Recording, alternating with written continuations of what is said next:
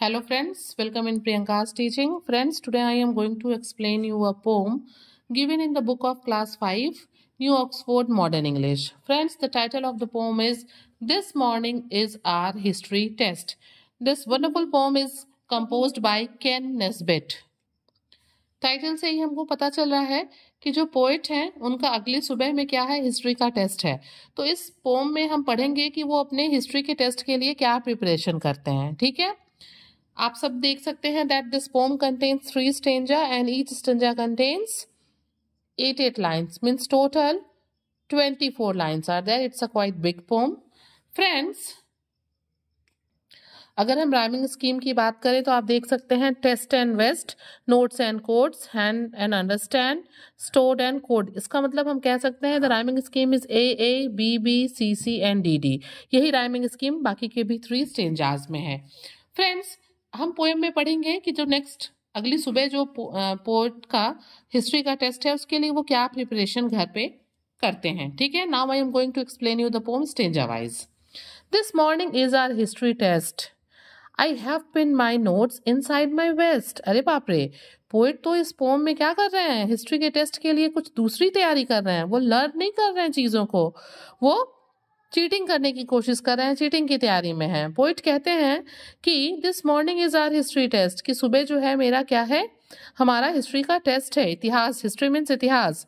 I have pin my notes inside my waste. मैंने क्या किया है, मैंने जो नोट्स प्रिपेयर किया है उसे अपने वेस्ट यानी कि अपनी बनियान में, अपने कोट में पिनअप कर लिया है, टक कर लिया है। Inside my coat I wrote my notes. और मैंने क्या किया है, मैंने अपने कोट के अंदर मैंने बहुत सी चीज़ें जो है लिख भी ली हैं, including dates and famous quotes. और मैंने क्या लिखा है कोट के अंदर, मैंने जो हिस्ट्री के इंपॉर्टेंट डेट्स होते हैं, जो इंपॉर्टेंट कोट्स स्लोगन्स होते हैं, जो बड़े बड़े लीडर्स के द्वारा, हिस्ट्री मैन के द्वारा कहे गए हैं, मैंने उस कोट्स को भी अपने कोट में लिख लिया है।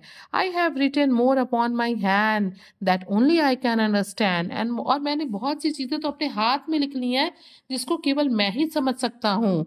And in my socks and sleeves I stored my scribble notes in secret code. अब देखिए, अभी तक तो वो अपने कपड़ों पे लिख रहे थे, अब उन्होंने क्या किया, उन्होंने अपने वेस्ट और कोट पे लिखा ही, उन्होंने अपने मोज़ों और आस्तीन को भी नहीं छोड़ा। वो कहते हैं कि मैंने अपने मोज़ों में और अपने आस्तीन में भी इन चीज़ों को भर लिया, इन नोट्स को, इन चिट को मैंने भर लिया है। माई scribble notes in secret code. स्क्रीबल मतलब होता है डर्टी हैंड राइटिंग में, बहुत ही केयरलेस वे में लिखे हुए नोट्स को मैंने जो है अपने सॉक्स में, स्लीव्स में भर लिया है। जो एक क्या है, वो एक सीक्रेट कोड में, एक बहुत ही गंदी हैंड राइटिंग में सीक्रेट कोड में लिखा हुआ है, लेकिन उसको मैं समझ सकता हूँ। मतलब इस स्टेंजा में जो पोएट है वो बताते हैं कि उन्होंने चिट बना के कहाँ कहाँ किन जगहों पे रखा हुआ है। ठीक है, now come on the next stanza. I have written down so many names of winners of Olympic games.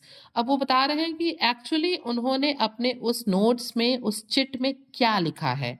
तो पोइट यहाँ पे बताते हैं I have written down so many names of winners of Olympic games. मैंने Olympic games के जो winners हैं, जिन्हें मेडल मिलते हैं, मैंने उनके नाम जो है वो लिख लिए हैं। ठीक है फ्रेंड्स, इनको लर्न करने में दिक्कत होगी और इसलिए इन्होंने क्या किया है कि अपने नोट्स में, चिट में जो ओलंपिक गेम्स के विनर हैं उनके नाम लिख लिए हैं।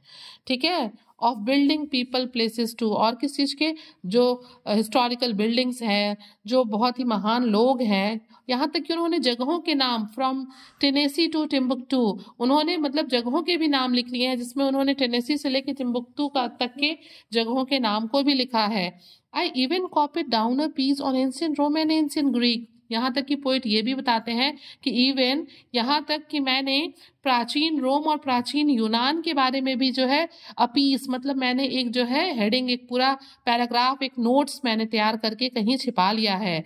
Plus everything from Shakespeare's place to who invented mayonnaise. यहाँ तक कि मैंने ये भी लिख लिया है, शेक्सपियर के प्लेस से भी सारी चीजें उठा के, यहाँ तक कि मैंने ये भी लिख लिया है कि मायोनीज को किसने इन्वेंट किया था, आविष्कार किया था, खोजा था। मतलब फर्स्ट स्टेंजा में उन्होंने बताया कि वो अपने चिट को कहाँ कहाँ स्टोर कर रहे हैं, छुपा रहे हैं, जबकि सेकंड स्टेंजा में उन्होंने बताया कि उन्होंने उस चिट में क्या क्या लिख के रखा है। फ्रेंड्स, मुझे तो लगता है कि अगर मुझे पता है कि नेक्स्ट एग्जाम में ये चीजें आने वाली हैं, तो लर्न करना तो ज्यादा आसान है ना। बल्कि इतना लिखना, उसको छुपाना, फिर क्या होता है, गलत काम का गलत नतीजा, ठीक है। तो फिर क्या होता है, इन सब चीजों को लिखने से, छिपाने से तो अच्छा है ना कि हम उसको लर्न ही कर लें। अगर पोइट को ये पता था कि ये चीजें एग्जाम में आ रही हैं, तो उनको तो लर्न ही कर लेना चाहिए था, बट उन्होंने ऐसा नहीं किया। और मैंने अभी कहा ना कि बुरे काम का बुरा नतीजा। अब देखिए नेक्स्ट स्टेंजा में क्या होता है। कम on the third and the last stanza of the poem. I came to school so well prepared. I was not nervous, was not scared.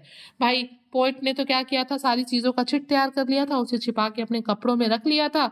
इसलिए भाई वो क्यों ही नर्वस होंगे या डरे हुए होंगे, उन्हें तो पता है जैसे क्वेश्चन पेपर सामने आएगा मैं उसको निकालूंगा और छुपा के लिख लूंगा।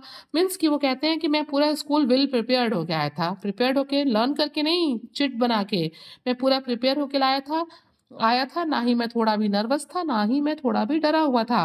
But here it is the history test. I look inside my coat and vest. यहाँ पे क्या था, मेरा हिस्ट्री का टेस्ट था, और मैंने क्या किया, मैंने अपने कोट और वेस्ट के अंदर देखा to get the dates and famous quotes and find I can not read my notes. क्या करने के लिए उन्होंने अपने कोट और वेस्ट में देखा, उन इम्पॉर्टेंट डेट्स को और इम्पॉर्टेंट कोट्स को पढ़ने के लिए, देखने के लिए। लेकिन फिर क्या होता है, जब वो अपने कोट और वेस्ट को उठाते हैं, वो क्या पाते हैं, find I can not read my notes. उनको लगता है कि अरे वो तो अपने नोट्स को, जिसको उन्होंने लिखा था बहुत ही स्क्रिबल राइटिंग में, उसको तो वो पढ़ ही नहीं पा रहे हैं। अब आगे देखिए क्या होता है, क्यों नहीं पढ़ पा रहे हैं। So much for Shakespeare's Greece and Rome, I left my glasses back at home. होता ये है कि जो उन्होंने बहुत कुछ लिखा था शेक्सपियर के बारे में, यूनान के बारे में, रोम के बारे में, उसको वो कुछ भी पढ़ ही नहीं पाते हैं। अपने इतने इंपॉर्टेंट नोट्स को क्यों नहीं पढ़ पाते हैं, because I left my glasses back at home, क्योंकि उन्होंने अपना चश्मा अपने घर छोड़ दिया है। और फ्रेंड्स, मैंने अभी थोड़ी देर पहले कहा ना, बुरे काम का बुरा नतीजा, तो उन्होंने गलत काम किया था, चीटिंग करने को सोचा था, इसलिए उनका चश्मा ही उनके घर छूट गया। तो फ्रेंड, हमें कभी भी चीटिंग नहीं करनी चाहिए, हमें चीज़ों को लर्न करना चाहिए और सही तरीके से अपने काम को करना चाहिए। So friends, if you like the explanation, please do share to others and very thank you for watching.